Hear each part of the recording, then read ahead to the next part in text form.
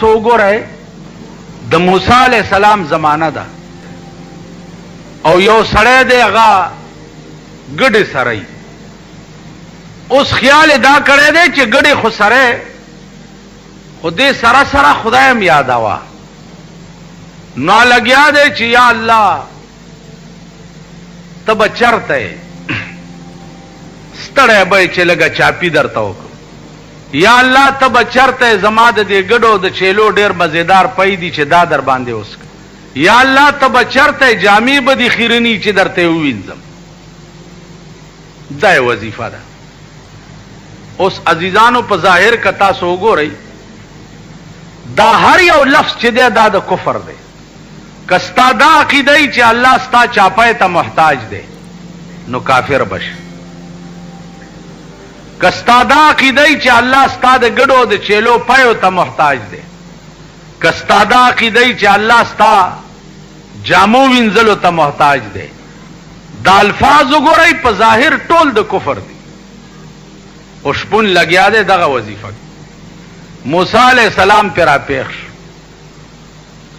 هغه ورته وی چې دا څه هغه وی صاحب زه وظیفه کوم خدای یادو هغه ورته ظالم دا څنګه خدای یاد دا خود کفر الفاظ دي الله دې کدا عقیده رااله چې الله زما دې شي ته محتاج دی نو په ټکي به کافر شي ټول کائنات خدای ته محتاج دی او خدای چا ته محتاج نه دی نو دا خو د کفر الفاظ دي اشپون ورته وی چې موسی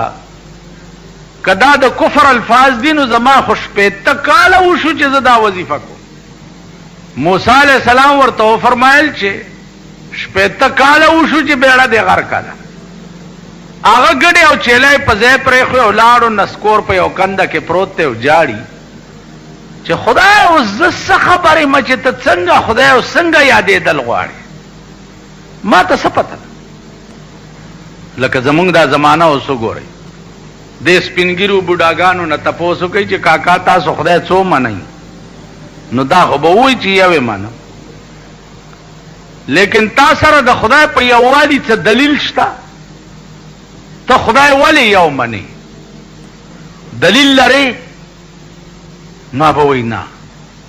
نو دا یاد لره چې خدای څوک یو مني او دلیل ورسره نه دا ایمان ناقص دی دا ایمان کامل نه دی الله چې یو منئ نو داغه د یووالي دلایل بس زده کوئ رسول الله صلی الله علیه وسلم چې د خدای پیغمبر منئ نو داغه د پیغمبرای باندې دلایل بس زده کوئ چې داغه د پیغمبرای دلیل څه دی نو که خدای یو منئ او دلیل در سره نه دا ایمان ناقص دی که پیغمبر یو منئ او خاتم النبیین منی او دلیل در سره نه دا ایمان ناقص تاسو خیال راغی لکه هغه ورځې د قادیانانو یو کتاب ما ته چاراک پاغي کې حواله ورکړي دي چې رسول الله صلی الله علیه وسلم لا نبی بعدی حدیث چي ده دا حدیث غلط ته پیغمبر دا نه دی ویلي چې ما نرستو بل پیغمبر ناراضي او اواله ورکړی دا په تفسیر در منصور باندې تفسیر در منصور صفحه فلان دالی ا کتاب ما تدلته یو سړی را ما هغه حواله چې وا په تفسیر در منصور کې وکړه نو حیران شو چې دا روایت د حضرت عائشه دی چې تفسیر در منصور نقل کړي الته بیان څه شه دی او مرزایانو ته جوړ کړي څه شي نو ما وې چې دا ظلم په دې ملک دا د حکومت ته چې په اسلامی مملکت کې قادیانی غوندي کافر او مرتد ته د پمفلټ شای کولو څنګه اجازه ورکړل شي سره د دې چې ستا د ملک صدر چي دی کتا سو داغه تقریر اوریدلې الصلاة والسلام علیک یا علی خاتم النبیین وای کنه وای تم داغه تقریر اوریدل الحمدلله رب العالمین والصلاة والسلام علی خاتم النبیین نو تا خدای په دغه کاګوستر ګړون کته چې خاتم النبیین و خاتم النبیین باندې سپی اخته دی او چکونه لګی او ته د ملک سربراه او د ملک بادشاہ ته دوی ته لګام نشي اچولې. اوس کومګ د هغې خلاف څه وایو په مونږ پابندي لګي یا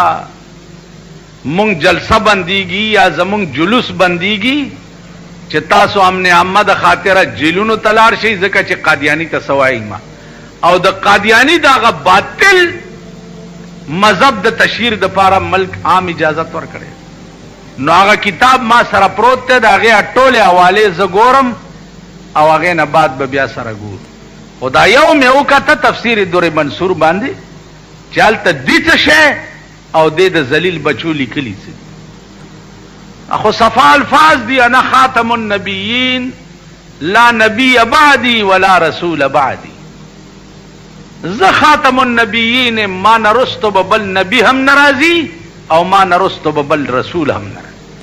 نو زما عزیزانو ختم نبوت عقیده د مسلمان په فرایضو کې ده. دا به د مسلمان ایمانی چې رسول الله صلی الله علیه وسلم خاتم النبیین دی د نرستو ببل پیغمبر ناراضی. نو موسی علیہ الصلوۃ والسلام هغه شپون جاری چې خدایا زه څه خبرم چې ته څنګه خدای او څنګه یادول غواړي. عزیزانو خپه نشئ تاسو تجربه وکئ مونږ نور مذهب خو پرېږده زمونږ دا کلمې د عام خلقو نه اورېدل شروع کړي ټول خلک کلمې غلطې وایي ټول غلط. لا اله الا الله دغه زده کوي خالی د جمعې په مونځ کار نه کېږي بجلیګر ملا پسې خو الله کم دا خلاص کی بجلیګر ملا ځان له به چېرته د خدای په قهر اخته زولنې به په خپو کې پرتې وي او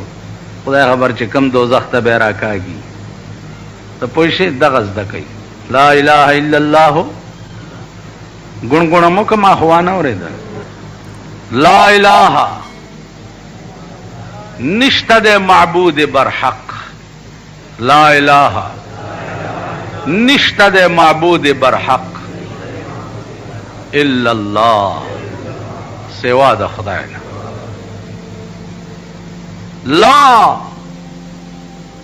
لا معنا هیڅ نشته او کشتنو څوک دی الا الله. علماء متکلمینو کې یو ډله ده چې هغه د هیڅ شي په وجود قایله نه ده. لا موجوده هیڅ شی نشته.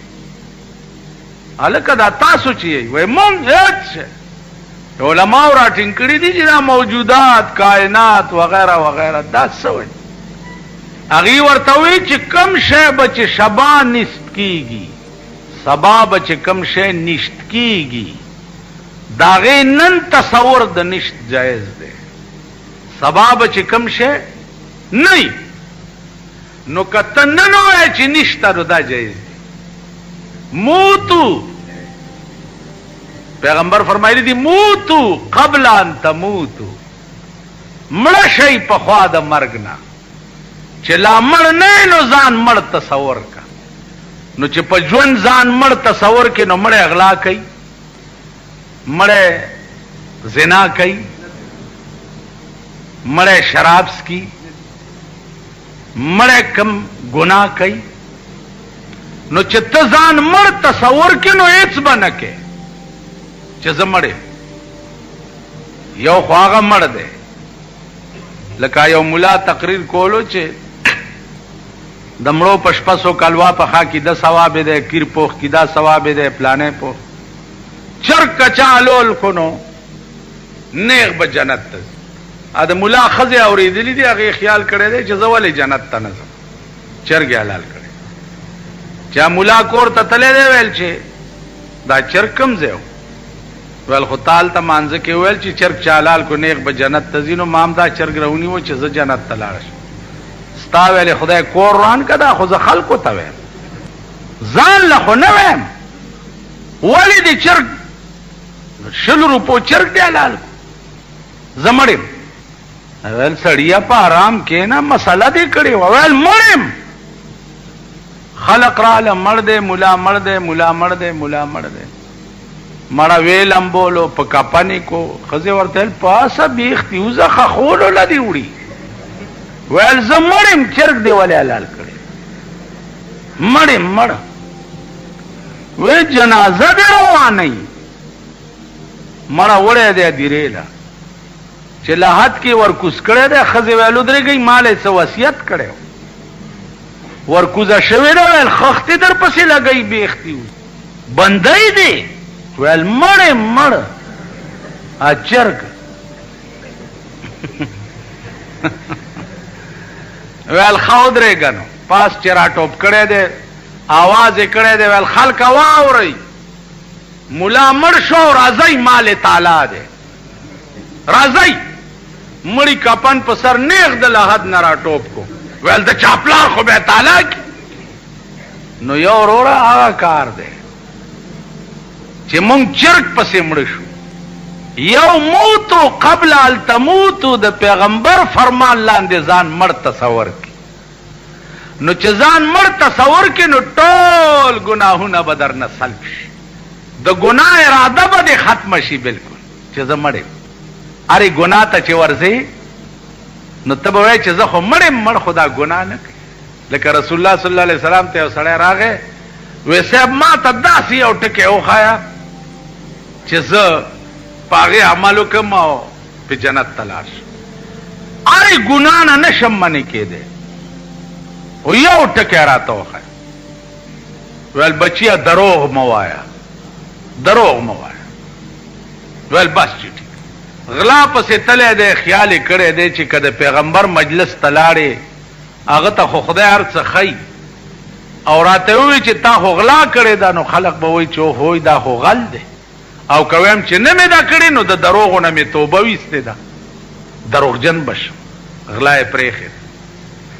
زنا پسې تلی دی هلته دا تصور ورغلی دی چې که پیغمبر تپوس وکړو چې تا خو زنا کړې ده که ویم چې نه مې دا کړې هلته مې دروغو نه توبه ویستې ده او که ویم چې کړې ده نو خلق به وایي چې دا خو زنا کار ټول ګناهونه یې په دې یو توبه پرېښوه زما په خبره پوهېږئ زمونږ توبې چې دي عزیزانو هغه وایي په خوله لیلا په زړه کې ټک د پاسه برګ په خوله لیلا په زړه کې ټک د پاسه برګ په خوله خندا په زړه بېیمانې مسلمانه ولې او سر د سنډا سرمن د میخې د ورځې شیخې د شپې خورې پردي معلوم تسبیح هم لاس کی نیکمی بزرگمی او چې پردی مال پې پیښ شي الله دې امان راکړي دوستانو که ویډیو مې خوښه شوي نو لایک کمنټ مه هېروئ له خپلو دوستانو سره یې هم شیر کړئ تر څو دوی هم له داسې ښکلو بیاناتو څخه برخمن شي په الله جل جلاله مې سپارم وسلام